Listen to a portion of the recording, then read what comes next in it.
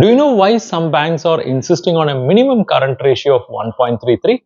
Let's take this example.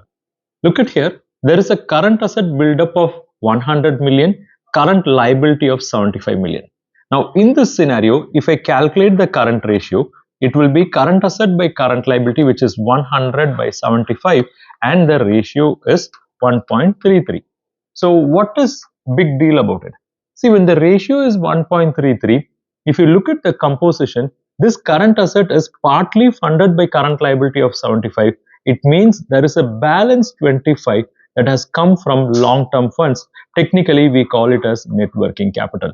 So when the current ratio is 1.33, what is ensured here is there is a long-term fund contribution in the form of net working capital for the buildup of current asset, which stands at 25. So 25 divided by 100 is 25%, and this 25 percentage is the margin which many banks stipulate as margin requirement for sanctioning the cash credit facilities, and it is this 25 percentage margin that will get applied while computing the drawing power through stock statement also. So this is the reason banks are insisting on 1.33.